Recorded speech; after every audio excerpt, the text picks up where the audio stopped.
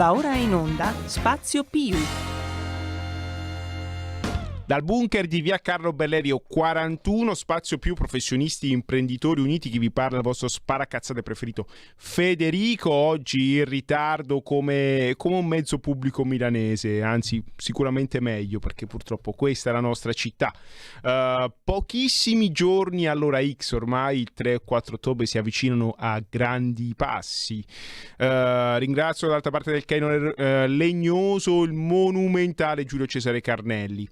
Allora, lanciamo immediatamente, ecco qua mi vogliono vedere inquadrato alle telecamere, io che l'ho sempre odiate, e ora vedrete la mia nappia e la mia calvizie nonostante la cura che faccio. Allora, lanciamo immediatamente l'ospite di cui parleremo proprio delle imminenti elezioni. Quindi abbiamo Stefano Pavesi, consigliere del municipio 8 della Lega, nonché candidato nuovamente presso il medesimo municipio. Buonasera Stefano. Ciao.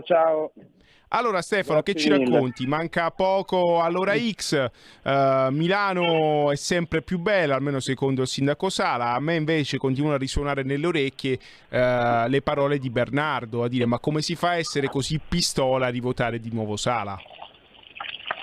Sì, guarda, la domanda è opportuna perché a parte il centro dove neanche per merito di Sala ci sono le cose che funzionano, al di fuori della Cerchia dei Bastioni c'è tutto un altro mondo. Quindi insomma io che vivo spesso nelle periferie con le persone che sono abbandonate dalle istituzioni, conosco un'altra Milano e un'altra realtà.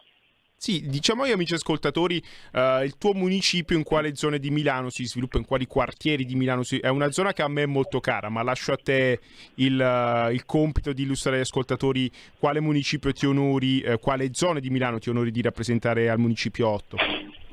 Allora, diciamo che è la parte nord-ovest di Milano, c'è dentro Quartoggiaro, Sempione, Viale Certosa, Macmaon, Gallaratese, adesso Eccetto Cagnola, Sempione, insomma. eccetto Sempione, tutte Capito. zone difficili, diciamo. Sì, a parte la zona di Corso Sempione che ovviamente è un po' più ricca, diciamo, dalle altre parti sono zone molto difficili, piene di case popolari, che purtroppo sono rimaste agli anni 80 forse. Sì, gli anni 80 era sicuramente più felice, visto che avevo mia mamma che viveva a Quartoggiaro, le mie cugine, mio zio, quindi Esatto. conosco benissimo Quartoggiaro e sicuramente so che il sindaco Sala ha detto che la situazione è migliorata ultimamente. Guarda, io ti posso dire, io faccio parte anche di un'associazione che aiuta le famiglie italiane in difficoltà e ogni mese noi portiamo il pacco alimentare, diamo supporto a queste famiglie con un avvocato, con un assistente sociale e da quando abbiamo iniziato quasi 10 anni fa le famiglie sono triplicate, quelle che hanno bisogno di aiuto. Quindi direi che questo miglioramento forse c'è solo nella sua testa perché lui a Quartoggiaro non c'è mai stato. Sì, assolutamente. Invece spero che il candidato Luca Bernardo ci sia stato a Quartoggiaro. Luca Bernardo c'è stato e ci sarà molto probabilmente anche questa settimana per fare un passaggio negli ultimi giorni per a parlare ancora con le persone e io giovedì poi farò la chiusura della mia campagna elettorale proprio in piazza Quartoggiaro. Che è una cosa meravigliosa, ecco la differenza tra chi rappresenta il territorio e la sua gente e chi invece sta chiuso nel palazzo, e a voi lascio immaginare chi fa che cosa. E a proposito di questo, stavo appunto pensando al fatto che mentre qualche candidato del PD, si faccia i nomi di qualche lista più o meno inventata, tipo Milano Unita e cose del genere che appoggiano il sindaco Sì. Sala, mandano i bangalesi al mercato a fare volantinaggio, tu hai anche il brutto vizio che ti piace girare il tuo municipio, stringere le mani alle persone e parlarci. Allora, cosa dalle piazze, dalle strade, cosa percepisci? Qual è il sentimento maggiore delle persone del municipio 8? Guarda, la cosa principale è la sicurezza che nelle periferie non esiste, considerando che per esempio le pattuglie di polizia locale in giro di notte sono 2 in tutta Milano, voglio capire come possono fare a cercare di sistemare i problemi che ci sono in tutti i quartieri. E poi ovviamente gli aiuti che anche durante il Covid sono stati, e questo è stato dimostrato da un'interrogazione fatta da Silvia Sardone in Consiglio Comunale, sono stati portati per il 60% ai immigrati. Quindi gli aiuti che arrivavano dal Comune di Milano andavano agli immigrati. Questo non è possibile, perché ci sono tantissime famiglie italiane che durante il Covid hanno sofferto, tantissime persone che magari avevano attività che hanno dovuto tirare la cinghia per cercare di arrivare a fine mese, e il Comune pensa sempre agli altri. Sì, lo sappiamo, ci ricordiamo le parole famose di Maiorino, ex vice sindaco di Milano, se non ero comunque assessore al welfare della città, della metropoli meneghina, che disse: io voglio fare di Milano la capitale europea dei rifugiati. E infatti evidentemente l'unica cosa che Sala ha fatto è attirare questa massa di persone irregolari, purtroppo, che sono venute a Milano a fare i loro commerci, con addirittura purtroppo qua, lo dico io, la complicità anche della procura, perché quando è stato arrestato un gambiano al Parco Sempione che spacciava droga, il Tribunale di Milano l'ha immediatamente rilasciato dicendo non ha alcun modo di sostentarsi eccetto spacciare. E allora io posso dire che conosco anche purtroppo un sacco di italiani che non hanno altri mezzi invece che spacciare. Certo. Qua si innesca una guerra tra poveri e soprattutto un degrado enorme. Il problema è anche che l'accoglienza di Sala è finta, perché il Comune di Milano non ha abbastanza area di accoglienza, e quindi noi troviamo edifici abbandonati completamente occupati da immigrati che poi rubano, spacciano, problemi di igiene e tutto, e soprattutto anche in zona 8 ci sono tantissime situazioni di questo tipo.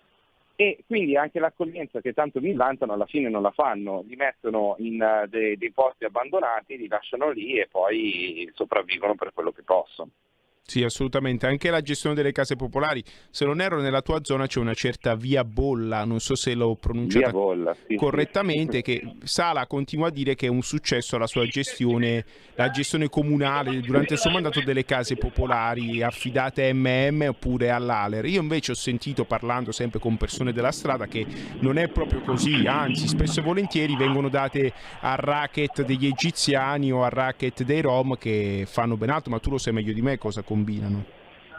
Sì, guarda, sono stato proprio questa mattina in Via Bolla, perché lì ho un comitato storico che ormai seguo da 5 anni, e lì il problema qual è stato? Che negli anni ci sono state le occupazioni, il Comune di Milano, e finché non è arrivato il ministro Salvini a fare qualcosa, che ha cercato di portare avanti gli sgomberi, eccetera, ha sempre bloccato gli sgomberi, e quindi in Via Bolla questi sono rimasti. Ma non è che sono rimasti, hanno chiamato anche i loro familiari, e adesso oltre alle case occupate ci sono anche le roulotte nel parcheggio.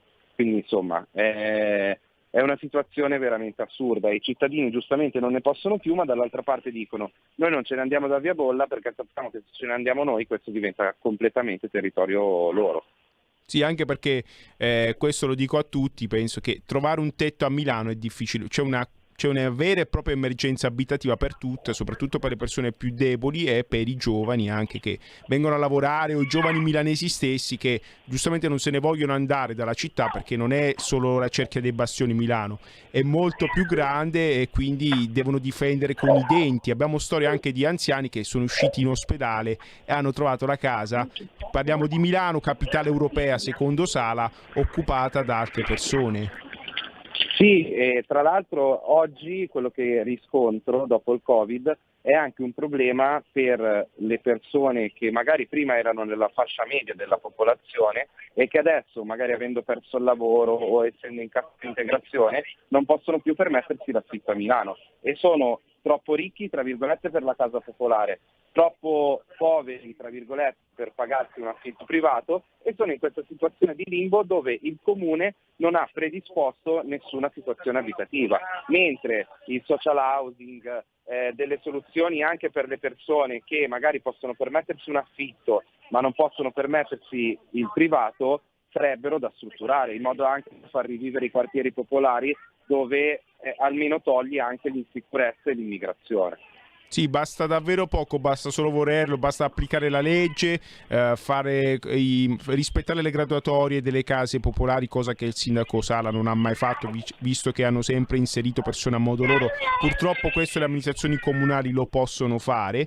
La legalità semplice, la cosa che i sindaci della Lega fanno solitamente, però purtroppo a Milano non si può fare, perché come tu ben sai, ora Sala al governo, speriamo ancora per poco, e anche tu nel tuo municipio rappresenti una Lega che in questo caso è in minoranza, perché anche al municipio 8 c'è Sì. un sottogoverno di centrosinistra. Sì, più di sinistra che di centro al municipio 8, perché comunque il presidente Zambelli, quello che è stato per 5 anni, adesso c'è un'altra candidata, arrivano da una sinistra ancora più radicale, e infatti le iniziative che hanno promosso sul territorio sono state sempre legate alla loro ideologia, manifestazioni dell'ANPI, manifestazioni pro LGBT, insomma tutta quell'ideologia che poi vuole distruggere la nostra comunità e il nostro essere. Quindi la nostra battaglia per Milano è importante sotto ogni punto di vista. E noi ce lo auguriamo, visto che non è la tua zona, ma quello che è accaduto in via Molise, spiego agli ascoltatori, Parazzina, ex macello, occupata dai centri sociali, che è stata occupata a sua volta da dei nordafricani violenti che hanno puntato il coltello agli amici dell'estrema sinistra che lo occupavano, e hanno chiamato la polizia per disoccupare il loro centro sociale a sua volta occupato. Ecco, questa è la Milano di Sala, purtroppo il degrado, l'insicurezza, e io credo che la fortuna di Milano siano i milanesi, perché se Sala governava una città un po' più a sud, a quest'ora Roma in confronto sarebbe stato un bel posto, senza nulla togliere ai romani, però Milano è abbastanza semplice da governare, è piana, è piccolina alla fine come superficie, figuriamoci se era collinare come Roma, altro che cinghiali, ecco, non voglio dire altro. Esatto. Tuttavia davvero voglio ringraziare Stefano Pevesi, Max Bastoni, Silvia Sardone e tantissimi altri uomini e donne della Lega che battono il territorio cercando di stare vicino alle persone che rappresentano e rappresentare la realtà e non chiudersi nel palazzo come purtroppo Sala e questa giunta che è de sinistra a loro dire fanno. E infatti qua arriva l'ultima domanda, la più difficile. Milano può cambiare? Sì. Milano certo che può cambiare, ma secondo me non ci vuole neanche così tanto, ci vuole un po' di attenzione, ci vogliono degli amministratori nei municipi che sappiano i problemi dei quartieri e li riportino nei municipi per poi portarli in comune. Secondo me basta veramente poco e basta che i fondi che ci sono nel comune di Milano vengano stanziati per le cose importanti. Quindi la polizia locale, le case popolari, gli interventi per i giovani, invece che essere stanziati per altre iniziative che sono sinceramente di poca importanza e non servono alla nostra città. Lo sappiamo, basta la volontà politica, basta continuare a investire non solo economicamente ma soprattutto politicamente sulle infrastrutture milanesi, soprattutto sulla polizia locale, che purtroppo troppo è stata trascurata, se non addirittura resa nemica dalla giunta Sala, che percepisce le forze dell'ordine nemiche. Ora ognuno la può pensare come vuole, tuttavia se non ci pensano le forze dell'ordine a combattere la criminalità, non so se il sindaco Sala sia amico di Batman o dell'uomo ragno. Esatto. Non so come pensa di combattere la criminalità, anche perché non ci pensa. In questi 5 anni abbiamo visto che devono cambiare, per questo è importante votare la Lega, è importante votare il sindaco Luca Bernardo per cambiare e per dare una svolta a questa città che è veramente la capitale d'Europa. Sì, speriamo che i Pistola si sveglino. Io spero che anche Comunione e Liberazione si svegli, visto lo sgarbo che gli ha fatto Papa Francesco, ma quella è un'altra storia. Visto che ci sono gli amici di CL, se si impegnano un po' magari riusciamo a cambiare Milano, perché abbiamo bisogno anche di loro per cambiare. Milano non si cambia da soli, è una coalizione larga, ecco, però tuttavia si può e si deve fare la differenza, cambiare si può e si deve, e soprattutto nei quartieri più periferici. Poi io non riesco a non pensare purtroppo a quella che è diventata Milano la più grande piazza di spaccio d'Europa. Sì, questo è un altro problema che toccavamo prima con appunto le occupazioni abusive e purtroppo con questo problema e con il problema di Rogoredo dove ogni volta si sposta, va abbandonato, poi torna a Rogoredo, poi si spostano un po' più in qua, un po' più in là, però insomma il problema rimane sempre e questo perché non c'è una volontà politica di fermare questa cosa e soprattutto non c'è una volontà politica di creare un'educazione nei giovani contro la droga. Questo è fondamentale, dovrebbe essere una delle politiche sociali informative del comune più importanti. Allora, Stefano Pavesi, ormai al 3-4 ottobre mancano una manciata di giorni, siamo davvero agli sgoccioli. Vuoi lanciare un messaggio? Vuoi svegliare qualche pistola? Ti lascio qualche minuto per scetare gli ultimi animi persi oppure meno attenti, anche perché siamo sempre qua alla capitale europea che fino a qualche giorno fa ha vietato l'affissione dei manifesti elettorali perché il sindaco Sala non aveva preparato le plance elettorali in tempo. Stefano.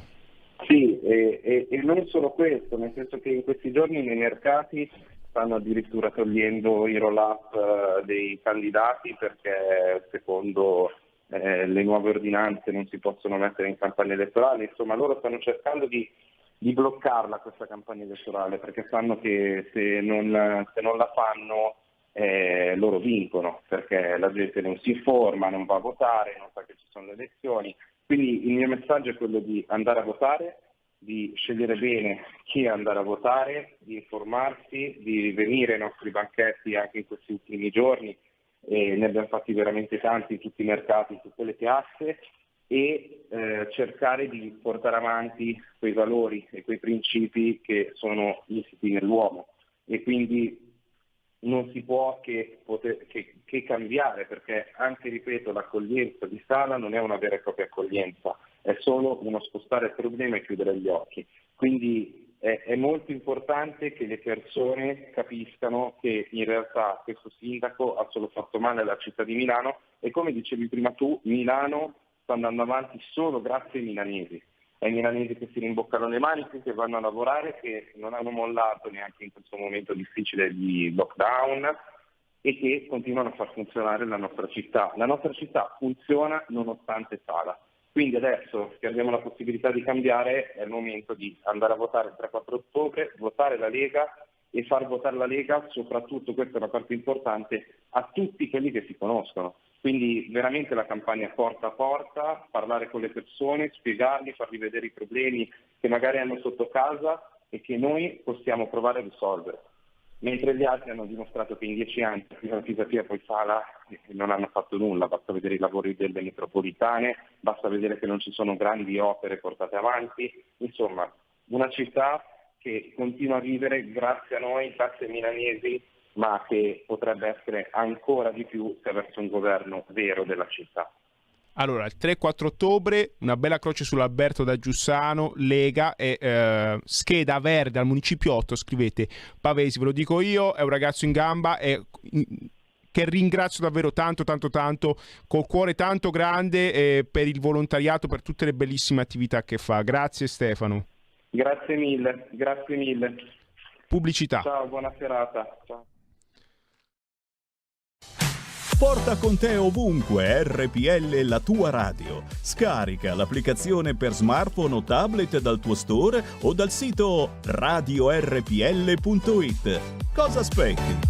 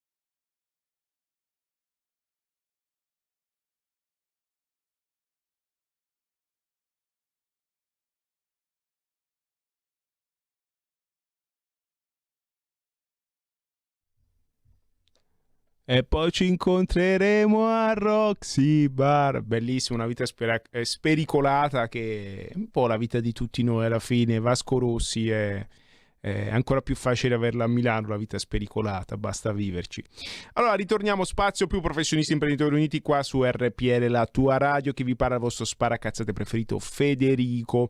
Come al solito noi abbiamo per tradizione, dopo aver parlato di elezioni e quello che ci auguriamo un bel risultato del centrodestra in tutte le città grandi, anche per dare un messaggio al governo centrale, perché poi se vincono loro vuol dire che tutto va bene, quindi si può ancora andare avanti. Magari poi ci regaleranno un bel lockdown dopo le elezioni perché loro hanno vinto. Ecco, spero di non risvegliarmi in quella condizione, tanto loro sono abituati a perdere, quindi lasciamoli perpetuare nella loro tradizione. Allora, vabbè, anche noi abbiamo perso qualche volta, quindi anzi... penso che la cosa peggiore sia tipo vincere le elezioni e poi per 10 anni non poter governare perché devono governare loro con i loro magheggi, ma questo, cari amici a casa, lo sapete meglio di me. Rammento il numero della diretta, lo 02 6620 3529.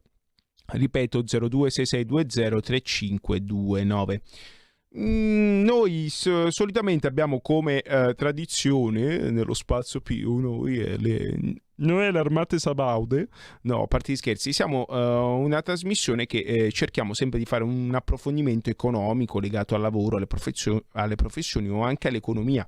Beh, mi è interessato molto una notizia che sta girando su internet che ora vi leggo e poi insieme discetteremo. Allora, la Cina dichiara illegali le criptovalute. La seguiranno tutti. La criptovaluta che cos'è? È il Bitcoin, tanto per capirci, ne esistono a migliaia su internet e pensate un po', viene soprattutto usata dalla criminalità organizzata per riciclare i soldi, perché tanto là non c'è sorveglianza, non c'è cosa, loro dicono ti vendo tot droga, tot armi, tu in cambio mi paghi con i Bitcoin e un Bitcoin vale 24.000 euro. Ovviamente si paga con frazioni di Bitcoin il bene più o meno lecito desiderato e lo si ha. Comunque andiamo avanti, è la notizia che arriva dalla Cina. La Cina è vicina, come diceva il buon Parisi, scrittore di simpatie comuniste come buona parte della cultura italiana tanti anni fa, e giustamente se la tessera giusta puoi scrivere quello che vuoi. In questo caso vi dirò poi l'autore, sto leggendo un autore che ha la tessera sbagliata, lo capirete voi perché. La Cina, per voce della sua banca centrale, abbiamo già una telefonata, quindi buonasera, chi è, da dove chiama? Pronto? Sì, pronti? Oh, scusami. Buonasera. La mia, sì. Mi sente? Sì, buonasera. Chi è, da dove chiama? È una telefonata di riparazione la mia, non lo faccio mai. Sono Mario da Rieti, chiedo scusa. Prego, Mario. Perché prima ero un po' colorato, non so se sentite la mia telefonata un'oretta fa. No, io l'armeno più fanatico di RPL non lo ascolto mai, il buon Furian. Però merita, dicono. Sì, no, è un ragazzo bravo, intelligente. Mi sono sfogato perché praticamente ho fatto uno sfogo perché ero indignato dalle dichiarazioni di Giorgetti che hanno fuori luogo, un calcio in bocca, ho detto un schiaffo in faccia, gente che si sta battendo come leoni sul territorio per raccattare 2 voti. Mario, però ti posso dire che a me una cosa che ha detto Giorgetti mi è piaciuta. Sì. Ti dico anche la frase che mi è piaciuta di Giorgetti, che ha detto: mandiamo Draghi al Quirinale e andiamo subito a votare. Non è male alla fine. No, scusami Federico, ma ha fatto dei danni devastanti. Cioè in questa settimana costituita il 4 giorni al voto dici che Milano è già persa, a Roma lui voterebbe Calenda, va bene?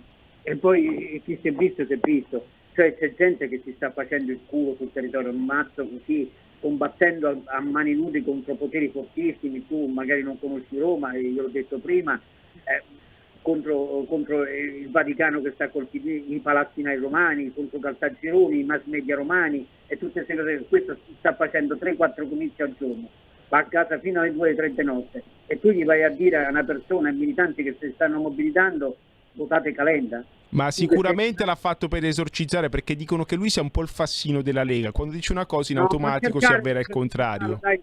Io vedo che la gente non cercare di giustificare. No, scherzo, perché davvero anch'io so che è incommentabile la sua intervista, lo posso dire anch'io ci sono rimasto. anche a quel militante bravo che avete, candidato che avete parlato poco fa a Milano, Sì. quello si sta facendo un culo così per cercare. Tu mandi un assolutamente. messaggio subliminale alla gente, dice manco andate a votare perché tanto la partita è decisa.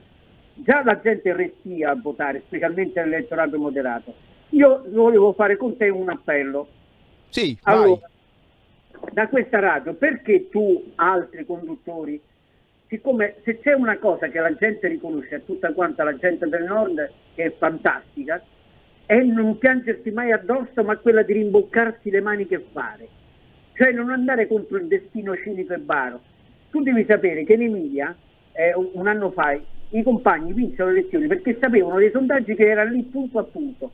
E la domenica portarono gente con la mascherina all'ossigeno, i novantenni, i centenari, gente in carrozzina, organizzarono pullman. Adesso la Lega è uno degli ultimi partiti radicati e organizzati sul territorio. Invece, perché non rimboccarsi le maniche? Va bene, facciamo quanti sono i motorizzati della Lega? 7-8 mila a Milano. Ognuno non va magari dalle persone anziane, da chi non si può muovere, dai disabili, organizzare pulmini e portare la gente a votare così, portarla proprio di forza, organizzandosi sul territorio, perché la cosa non è ineluttabile, perché intanto è importante, perché io non conosco Milano, portare Sala al ballottaggio. Poi al ballottaggio è tutta un'altra partita, è tutta un'altra cosa. Hai capito che voglio dire? Sì, assolutamente. Quello che dico anch'io sempre, Mario. Io ti posso dire una cosa, io mi affido alla provvidenza, anche perché, soprattutto a Milano... No, ora ti spiego il perché. Soprattutto a Milano abbiamo una cosa che si chiama Comunione e Liberazione, che è un'associazione cattolica molto molto forte, che in passato si muoveva come un carro armato per sostenere i suoi candidati. Era un certo Albertini, un certo Formigoni, insomma anni felici per Milano rispetto a questi. E il buon Papa Francesco è andato, ha devastato, in pratica ha decapitato Comunione e Liberazione perché gli stavano antipatici. Ecco, io mi auguro che l'azione di Papa Francesco abbia risvegliato gli antichi umori di Comunione e Liberazione, perché se a Milano Comunione e Liberazione si muove, le cose possono cambiare come. E qua chiudo la parentesi. Federico, non devi contare sugli altri, i militanti della Lega sono gente positiva che si dà da fare. Se per esempio, come dicono a Roma, damose da fare, nel senso che se tu vai a fare un appello alla radio continuamente, intanto presentatevi come rappresentanti di lista, come scrutatori, come osservatori. C'è gente che ogni militante leghista, magari non dico uno che c'ha una smart, ma che c'ha una macchina un po' spaziosa e può prendere, che si impegna ad andare a prendere un anziano, un disabile, una persona che non si può muovere, andare nelle RSA, muoversi, dare da fare, è la caratteristica di voi del nord, e mi deve dire così. C'è questa rassegnazione, quello lì se ne spunta, a Milano Salà già vinto. Ma mettete in pratica, siete gente positiva al nord, siete gente che si dà da fare. Qualcuno, fai un appello tu, chi è che c'ha la macchina? Quanti sono? 7-8 mila militanti con la macchina della Lega? Ognuno si impegnasse ad andare a prendere due persone a casa, un disabile, un vecchio, come hanno fatto i compagni in Emilia che hanno portato la gente con le maschere d'ossigeno a votare, quei novantenni. Grazie Mario, ma mi si sta facendo la coda di ascoltatori e poi mi aspettano qua fuori e succede la solita rissa. Quindi grazie Mario davvero. Passiamo immediatamente alla prossima chiamata. Buonasera, chi è, da dove chiama? Pronto, sono Mimmo e chiamo da Malano. Sono venuto dalla lontana Terrogna per vedere una partita di pallone, sì, che però non comincia. Buonasera a tutti. Allora rammento che Spazio Pio è una trasmissione in convenzione con il centro anziani di Cologno Monzese. Giulio Cesare, fai partire il jingle, grazie. No? Non è come qui Parlamento, qui centro anziani. No, io non sono anziano, sono un po' in là con l'età, ma non sono anziano. E nonostante abbia difficoltà motorie, sono sempre in mezzo alla strada, sul campo di battaglia, a combattere per le nostre idee. Dato che stamattina ero al mercato della Chiesa Rossa, che sta nel sud di Milano, e mi hanno parlato appunto di una possibile rientrée della direttiva europea Bolkestein, no? Beh, allora, ovvio, se non si fanno gli estimi catastali bisognerà fare qualcos'altro per recuperare un po' di soldi. A qualcuno toccherà metterlo in quel posto. Insomma, bravo, giustamente i palazzinari non la vogliono in quel posto. C'è una categoria che gli ambulanti che la piglia gratis in quel posto, soprattutto a Roma. Ha La voglia, no? E qua il problema è che la piglieremo di nuovo tutti. Insomma, io per distrarmi un attimino oggi non sono Mimmo Magnetta, ormai l'avete capito. Il presidente dei professionisti imprenditori uniti. Non sono venuto in radio stasera, sono venuto a fare il mestiere di politico ambulante e sono venuto appunto qua a San Siro per rendermi conto di quello che era la situazione, perché voi lo sapete che dovrà essere costruito un nuovo stadio a Milano, no? E praticamente ci sono tutti che non sono proprio ambulanti, insomma questi loro si dicono che appartengono alla categoria dello street food, comunque sono ambulanti che vendono panini, bandiere, magliette e cose varie.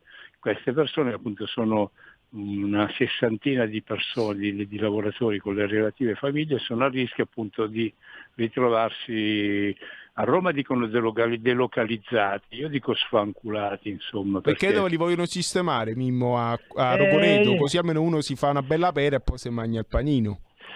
Cioè qua butteranno, cioè, non si sa ancora se lo buttano giù o meno, insomma il problema è che se il sindaco Sala viene rieletto ci saranno un sacco di drammi, perché il sindaco Sala sta facendo partire un sacco di lavori che sono le ristrutturazioni degli scali ferroviari in disuso, no?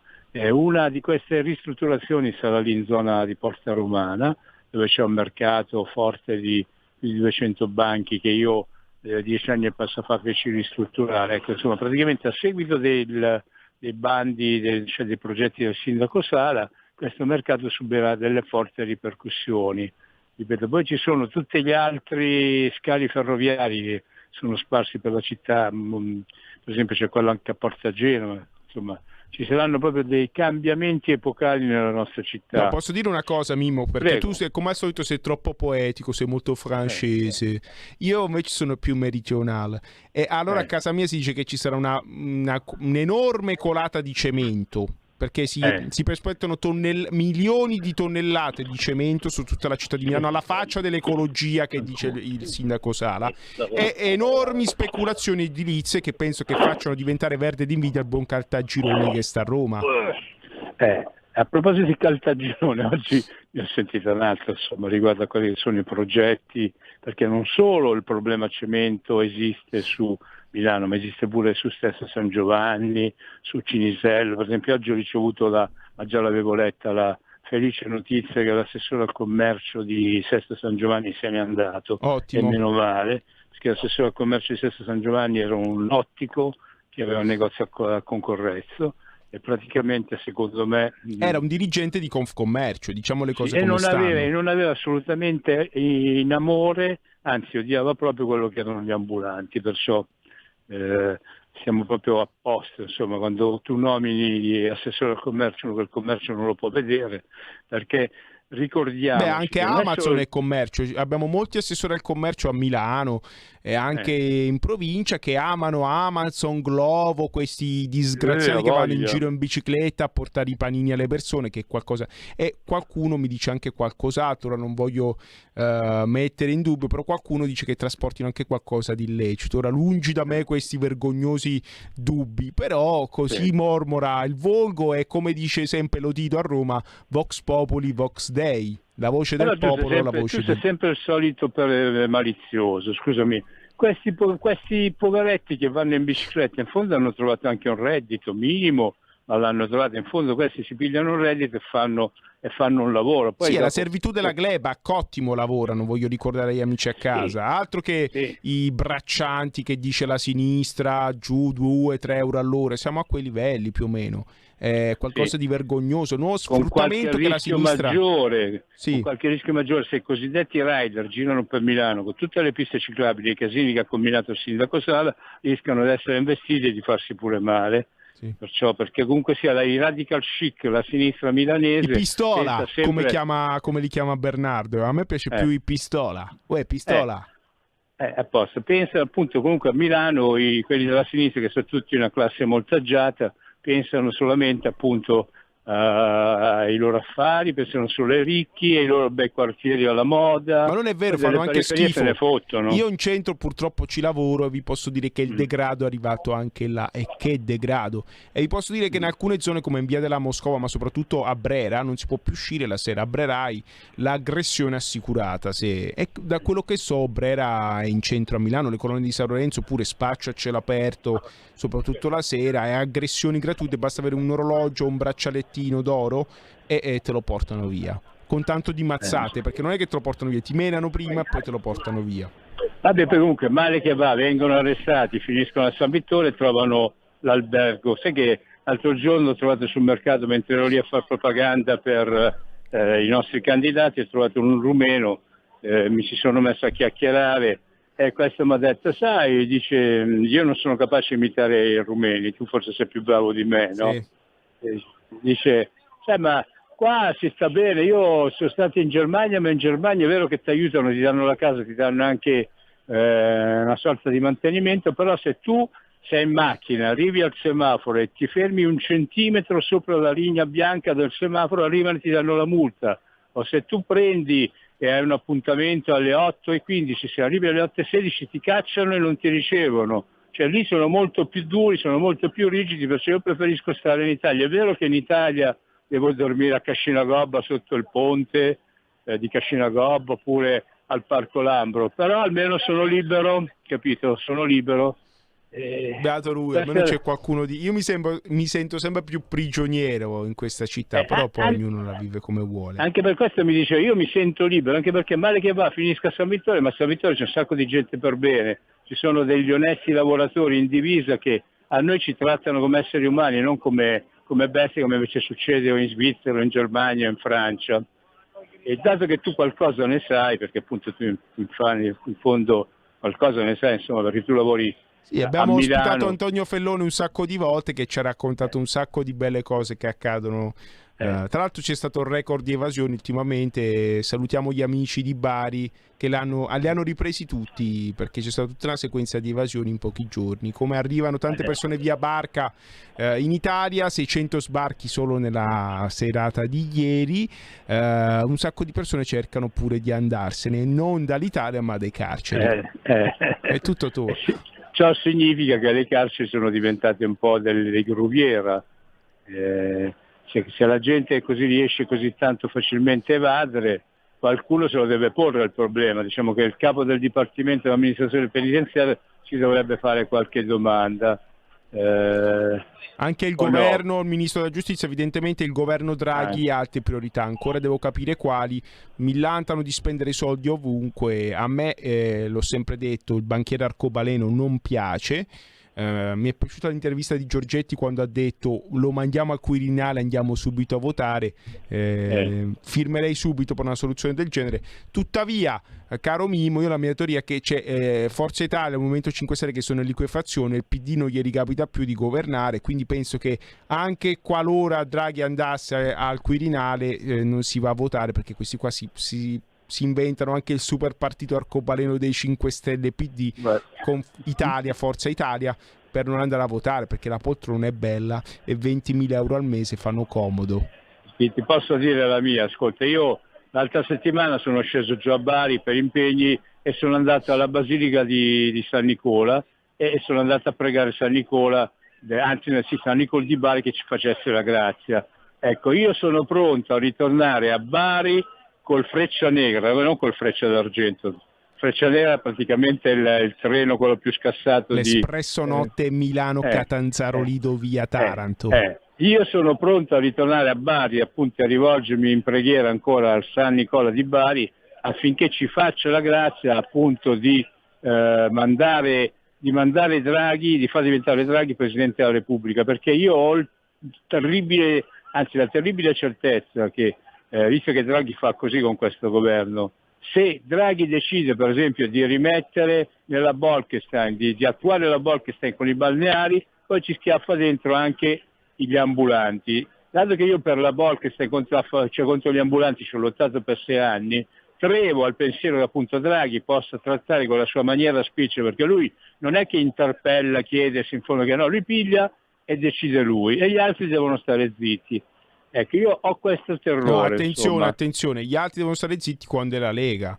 Perché come abbiamo visto quando c'era la riforma della giustizia da fare, Conte ha detto di no, Draghi si è subito firmato e si sono messi a trattare. Anche questo in pari trattamento, io ho notato, gli elettori lo notano pure, penso che qualche problemino della Lega sia dovuto pure a questo. Bisogna farsi rispettare e io penso che bisogna anche puntare gli zoccoli, ecco, come facevano i muli degli alpini. Anche se sei piccolo, anche se vali poco, comunque sei al governo, hai i numeri per contare, per manifestare il dissenso. Ho sempre pensato quello e non bisogna avere paura di dire no. Certo che se di argomenti Conte per non andare contro quello che sono i desideri del presidente in carica ne ha tanti. Io oggi non sono potuto venire, ho scelto di fare il cronista per strada. Ma ora dove sei? Lì, ora sono sotto l'ingresso 3 di San Siro e sto pensando vivamente l'ingresso 7. Sto pensando vivamente di entrare anch'io e di andare a vedermi la partita. Se avessi avuto già se mi fossi portato dietro il tesserino da giornalista sarei entrato anche a gratis. Me lo sono scordato a casa, perciò oggi mi accontento a stare all'esterno, no? Vabbè, Mimmo, ti lascio a te vedere il Milan. Io tifo la squadra giusta di Milano, che è un'altra, come tu ben Io sai. veramente con te, io tifo il Gorgonzola e quando sono in Puglia il Canoso di Puglia. Bene. Però mi trovo qua, vedo tutte queste maglie a me avevi detto rosse. che tifavi, a me Mimmo Magnetti mi aveva detto che tifava il Real Zapponeta. Poi però ora si sta rimangiando la foglia, va bene. E perché una volta sono stato in Puglia poco tempo fa, ho assaggiato il nero di Troia che l'ho comprato alla cantina sociale Mimmo, di fermo là. Canoso. Lascia stare buonissimo. il nero di Troia che poi dicono che abbiamo un'ascoltatrice in linea. Buonasera, chieda dove chiama. Buonasera, sono Maria e chiamo da Torino. Prego Maria. Allora, la faccenda della Bolkestein sarebbe molto grave se questo governo si permettesse di introdurla, perché anche la piccola Spagna, quella legge lì, l'ha rimandata di 90 anni o 99, adesso non mi ricordo bene. La piccola Spagna non ha voluto saperne di quella legge e sarebbe gravissimo se l'Italia, che come numero di abitanti è quasi il doppio della Spagna, la dovesse mettere in atto. Grazie Maria. Allora, il tempo è davvero poco, tuttavia due battute veloci e salutiamo. In Spagna c'è un governo di sinistra che si fa rispettare, blocca gli sbarchi, non applica la Bolkestein, perché se ne frega dell'austerità, salva la sua compagnia di bandiera. Mimmo, che succede? Che succede? Succede che deve arrivare l'autunno sul riscaldato, la gente deve arrivare appunto proprio alle cozze, allo stremo delle forze, e poi anche questo governo ascolterà, perché secondo me c'è bisogno appunto di piazza ancora, nel senso c'è bisogno che gli italiani si facciano vedere in piazza per pretendere il rispetto dei propri diritti. Allora non esiste che appunto una direttiva europea che ci è stata imposta, cioè che c'era calata dall'alto e che potevamo anche non accettare, che è stata messa da parte, venga riproposta adesso.